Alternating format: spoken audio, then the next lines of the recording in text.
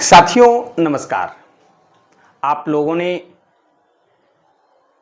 प्रधान शिक्षक की परीक्षा दी है। बीपीएससी के द्वारा प्रोविजनल आंसर की भी जारी कर दिया गया है।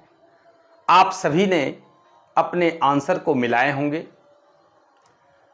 लेकिन आज जो हम लोग आपके बीच आए हैं उसका मुख्य उद्देश्य है कि आपका कुछ नंबर बढ़े।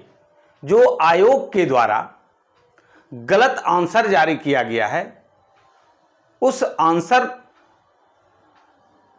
के लिए हमें आपत्ति दर्ज करना है और कौन सा प्रश्न पर करना है, इसको लेकर के हम लोग इस वीडियो में बात करेंगे और कुछ बात करेंगे कि एनआईओएस से डीएलएड जो किए हैं उनके लिए भी कोई समस्या है क्या, कट ऑफ क्या रहेगा। इन तमाम बातों पर आज हम लोग विस्तार पूर्वक चर्चा करेंगे। तो आइए, एक प्रश्न है जो कि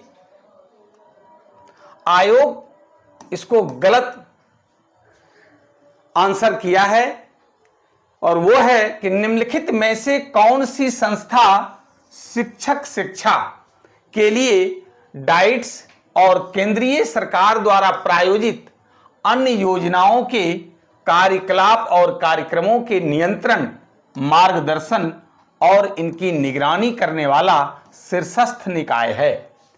पहला विकल्प है विश्वविद्यालय अनुदान आयोग, राष्ट्रीय शिक्षक शिक्षा परिषद एनसीटीई, राज्य शैक्षिक अनुसंधान और प्रशिक्षण परिषद एससीईआरटी, फिर है एनसीईआरटी।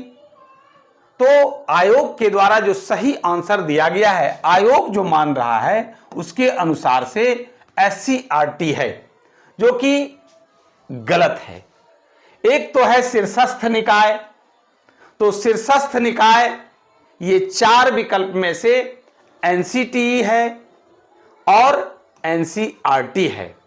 अब इन दोनों में से हम लोगों को देखना है विथ प्रमाण सहित कि आंसर सही क्या है। तो शीर्षस्थ निकाय ये नहीं है, इसलिए ये आंसर गलत होगा। दूसरा है कि शिक्षक शिक्षा के लिए यहां पर विद्यालयी शिक्षा की बात नहीं हो रही है।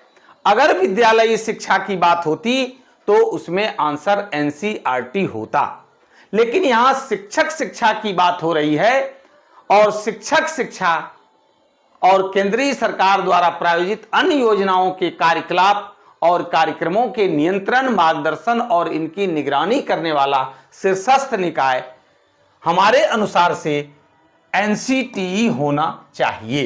अब इसका हम प्रमाण आपके समक्ष प्रस्तुत कर रहे हैं कि क्यों होगा एनसीटीई। तो देखिए, एनसीटीई जिसकी स्थापना 17 अगस्त 1995 को किया गया और इसमें देखिए इसका मुख्य काम क्या है। देश में अध्यापकों का प्रशिक्षण समुचित ढंग से हो, इसकी जिम्मेदारी एनसीटीई के ऊपर है। इस संबंध में इस संस्थान का उत्तरदायित्व है कि राष्ट्रीय शिक्षा नीति 1986 में यह निर्देशित है कि राष्ट्रीय अध्यापक शिक्षा परिषद शिक्षक शिक्षा को प्रत्यापित करने, पाठ्यचर्या एवं पद्धतियों के बारे में दिशा निर्देश प्रदान करने की जरूरी संसाधन एवं क्षमता उपलब्ध करवाने का कार्य करेगी। एनसीटीई शिक्षा प्रणाली के मार्गदर्शन को सक्षम बनाने के लिए राष्ट्रीय शिक्षा नीति, इस तरह से देखिए पूरी बातें यहां पर स्पष्ट रूप से लिखी गई है और ये एससीईआरटी डीएलएड का जो बुक है उस बुक से ये लिया गया है। और देखिए कि देश में अध्यापक शिक्षा का विकास, जो आपका प्रश्न है कि देश में अध्यापक शिक्षा का विकास, उसका नियंत्रण एवं समन्वयन करना एनसीटीई का काम है। अध्यापक शिक्षा के विभिन्न पक्षों से संबंधित सर्वेक्षण तथा अध्ययन करना एनसीटीई का काम है। शिक्षकों की मांग एवं आपूर्ति के बीच अंतर को कम करना एनसीटीई का काम है। इसलिए इसका सही आंसर एनसीटीई होगा, एनसीईआरटी भी नहीं होगा, एससीईआरटी तो होगा ही नहीं, क्योंकि शीर्षस्थ इकाई की बात हो रही है। शीर्षस्थ संस्थान की बात हो रही है। चलिए अगला जो प्रश्न है वह है कि किस निम्न अवस्था के दौरान समवर्गीय समूह सदस्यता के शैक्षिक निहितार्थ उच्च होते हैं। आंसर है उत्तर बाल्यावस्था, बाल्यावस्था, प्रौढ़ावस्था, किशोरावस्था, उपर्युक्त में से कोई नहीं, उपर्युक्त में से एक से अधिक, है ना।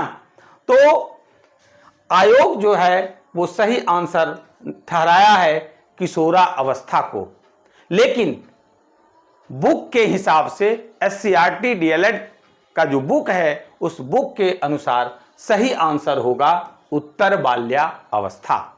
इसका प्रमाण देखिए, जो SCERT DLED का मेन बुक है उसके अनुसार देखिए उत्तर बाल्यावस्था जो 6 से 12 वर्ष तक का जो इसका आयु होता है, इसमें देखिए क्या होता है कि सामाजिकता का जो विकास होता है, जैसे मित्र बनाना, समूह में खेलना, क्योंकि ये टोली अवस्था है, इसी एज में बाल विकास के इसी अवस्था के अंतर्गत बच्चे टोली समूह बनाते हैं अपने समवर्गी बच्चों के साथ, समकक्षी बच्चों के साथ, और उनके साथ खेलते हैं, उनसे बात करते हैं, जिसके दौरान उन्हें भाषा विकास होता है, सामाजिकता आता है, इन सारी बातों की जानकारी वो ग्रहण करता है। रही बात किशोरावस्था में, तो देखिए शारीरिक विकास में तीव्रता आना, यौन परिपक्वता, अमूर्त चिंतन, तीव्र संवेगात्मक परिवर्तन,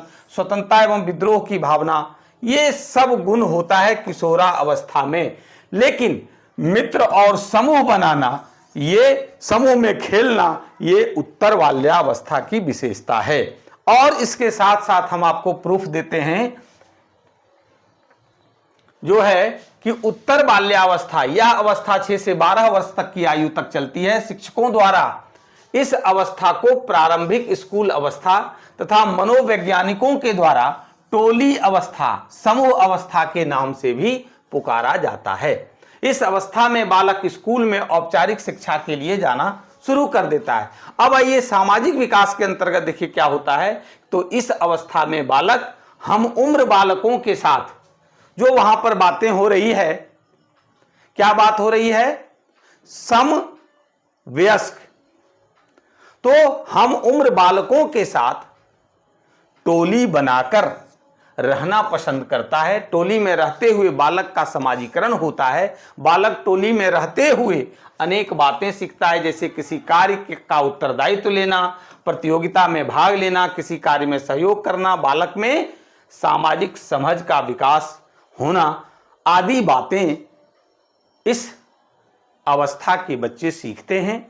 ये 2 प्रश्न जो कि हम प्रमाण दिए हैं आपको, SCERT बुक का है, DLED का जो मेन बुक है उस बुक में ये बातें लिखी गई है। अगर हम विथ प्रमाण प्रूफ के साथ अगर हम आपत्ति दर्ज कराते हैं तो ये 2 नंबर निश्चित रूप से आपका बढ़ेगा। आइए अगला जो प्रश्न है जहां पर आप आपत्ति कर सकते हैं वो है कि शिक्षा समाजशास्त्रियों के अनुसार शिक्षा की भूमिका निम्नलिखित में से किस पर केंद्रित होना चाहिए। देखिए आज ये BPSC ये सब जो प्रश्न पूछा है ये UGC नेट से पूछा है और वहां पर 4 विकल्प होता है और 4 विकल्प में जो आंसर होता है, जो मोस्ट प्रोबेबल होता है, जो जिसकी संभावना बहुत अधिक होती है, उस आंसर को मानता है। लेकिन यहां पर आपका जो 6 विकल्प है, 4 तो देख रहे हैं, इसके बाद ई नंबर जो विकल्प है इसमें देखिए 2 विकल्प है, एक है उपर्युक्त में से कोई नहीं और एक उपर्युक्त में से एक से अधिक है, जिसके चलते आंसर आपका डिफर कर रहा है। लेकिन आयोग क्या किया है कि UGC नेट के आंसर को मान लिया है। यहां पर अगर ये नहीं होता तो फिर BPSC सही होता, लेकिन ये देख करके कहीं ना कहीं आयोग अपने आप में ही उलझ गया है। कहिए कैसे। अब है कि शिक्षा समाजशास्त्रियों के अनुसार शिक्षा की भूमिका निम्नलिखित में से किस पर केंद्रित होना चाहिए। आयोग सही कहा है डी को कि शिक्षा जगत के प्रतिभागियों में सांस्कृतिक भाव उत्पन्न किया जाना, यह आयोग का सही आंसर माना है। लेकिन क्या दलित वर्ग की सामाजिक गतिशीलता जो है वो शिक्षा की भूमिका इस पर केंद्रित नहीं है क्या? इस पर जोर नहीं दिया गया है क्या? शिक्षा शास्त्री समावेशी शिक्षा की बात नहीं करते हैं क्या? स्कूल में समूहों के मध्य सामाजिक एकीकरण की बात नहीं करता है शिक्षा? क्या शिक्षा का मूल उद्देश्य क्या है? राष्ट्र निर्माण करना, राष्ट्र में एकता स्थापित करना। तो क्या ये आंसर नहीं हो सकता है? ये आंसर नहीं हो सकता है। तो यहां पर हम देख रहे हैं कि एक से अधिक विकल्प हमारा सही हो रहा है, इसलिए सही आंसर डी नहीं, सही आंसर आपका ई होगा। बहुत सारे साथी कहते हैं कि आयोग ने जो आंसर दे दिया है उसमें बदलाव नहीं करेगी। अगर हम प्रमाण देंगे, सही प्रमाण देंगे, तो निश्चित रूप से हमारा आंसर में सुधार होगा और जो फाइनल आंसर आएगा उसमें सही होगा। इसलिए हम लोगों को प्रूफ खोजना है और ध्यान रखना है कि प्रूफ जो हो वो एनसीईआरटी और एससीईआरटी बुक होना चाहिए, सरकारी बुक हो। किसी कंपनी वाला रेफरेंस बुक आयोग नहीं मानेगा। अब आइए अगला प्रश्न देखते हैं। एक प्रश्न है कि उन्मुखीकरण और पुनरश्च पाठ्यक्रम अभी क्षमता निर्माण की युक्तियां क्या है? अगर उन्मुखीकरण की बात हो रही है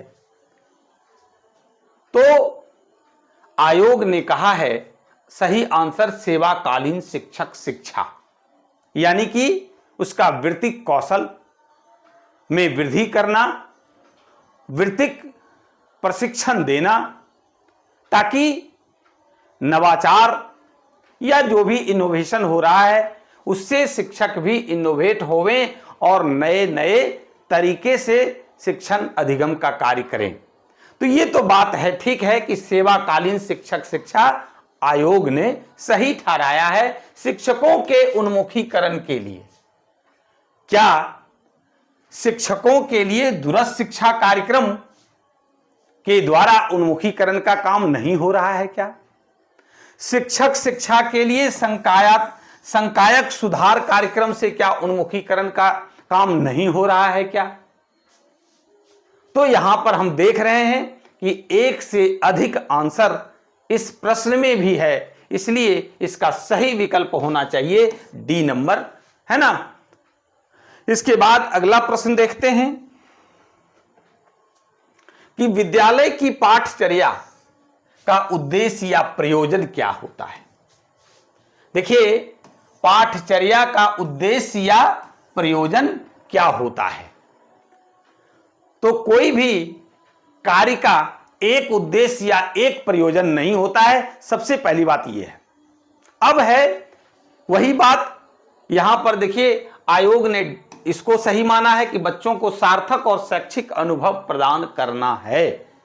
लेकिन ये यूजीसी नेट में भी पूछा गया प्रश्न है, वहां पर 4 विकल्प होता है और जो सबसे अधिक जो कहिए सही आंसर है, जिसकी प्रोबेबिलिटी अधिक होती है, उसको आंसर माना जाता है। लेकिन यहां पर उपयुक्त में से एक से अधिक है दिया हुआ, तो इस स्थिति में इसका एक से अधिक आंसर होने की पूरी संभावना बनती है। हम लोग चलिए विकल्प को छांटते जाते हैं, काटते जाते हैं, हटाते जाते हैं। तो बच्चों को ऐसे कौशल प्रदान करना जो प्रभावी जीवन के लिए आवश्यक है, यह भी आंसर होगा। शैक्षिक उपलब्धि के मानकों का निर्धारण, विद्यालयों में एक रूपता प्रदान करना, यह भी आंसर होगा, यह भी आंसर होगा। यानी कि आपका ई नंबर आंसर होना चाहिए। कारण पाठचर्या का मतलब हम सभी जान रहे हैं विद्यालय पहुंचने से लेकर विद्यालय छोड़ने तक जो भी विद्यालय के अंतर्गत गतिविधियां कराई जाती है, चाहे वो चेतना सत्र हो, खेल हो, कक्ष के अंतर्गत जो पढ़ाते हैं, भोजन करवाते हैं, सारा कार्य आपका पाठचर्या के अंतर्गत आता है। और पाठचर्या का उद्देश्य या प्रयोजन सिर्फ बच्चों को सार्थक और शैक्षिक अनुभव प्रदान करना ही नहीं है, बल्कि विद्यालयों में एक रूपता प्रदान भी करना है। बच्चों को ऐसे कौशल प्रदान करना जो प्रभावी जीवन के लिए आवश्यक है, ये भी सही होगा। इसलिए हमारा सही आंसर ई नंबर होना चाहिए। बार बार हम कह रहे हैं ये वहां पे 4 विकल्प रहता है, तो 4 विकल्प में भले ये सबसे इसकी प्रोबेबिलिटी सबसे अधिक है, लेकिन हम ये नहीं कह सकते हैं कि ये आंसर नहीं विकल्प होगा, ये आपका ए नंबर और सी नंबर नहीं होगा, ये नहीं कह सकते। ऐसे में इसका जो आंसर होगा वो उपर्युक्त में से एक से अधिक होगा। अब है कि ये जो 3 प्रश्न हम लोग, 2 प्रश्न तो हम लोगों ने प्रमाण सहित देखा, ये 3 प्रश्न का आप भी आंसर एनसीईआरटी या एससीईआरटी बुक से खोजने का प्रयास करिए। हम भी प्रयास कर रहे हैं। आज 15 तारीख है, 16 और 17 तक जो है आपत्ति दर्ज कराने की तिथि जो है वो है, और समय रहते अगर हम सभी संयुक्त रूप से प्रयास करते हैं तो निश्चित रूप से हमारा अंक बढ़ेगा। अब है दूसरी बात कि जो एनआईओएस से डीएलएड किए हैं उनका क्या होगा, उनका क्या होगा।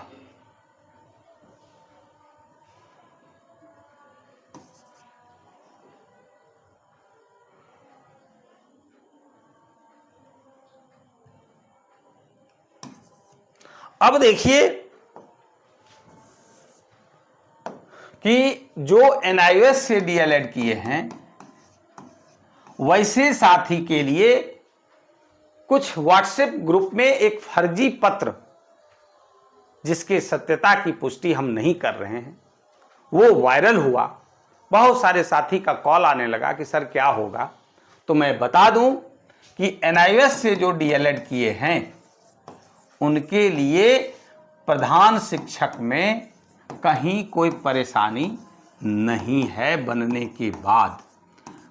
जब हम शिक्षक बने रहेंगे, जब हम शिक्षक बने रहेंगे तो हमें प्रोन्नति से कोई नहीं रोक सकता है। इसलिए कहीं कोई परेशानी नहीं है। परेशानी उनके लिए है जो निजी संस्थान से प्रशिक्षण किए हैं और फ्रेश बहाली, ये कोई प्रधान शिक्षक फ्रेश बहाली नहीं है, ये विभागीय परीक्षा के द्वारा प्रोन्नति के फलस्वरूप प्रधान शिक्षक बनाया जा रहा है। इसलिए इसमें कहीं किन्हीं को घबराने की आवश्यकता नहीं है। अब है कि जो है कट ऑफ की बात हो रही है। बहुत सारे साथियों के द्वारा, बहुत सारे चैनलों के द्वारा ये बताया जा रहा है कि ये कट ऑफ होगा।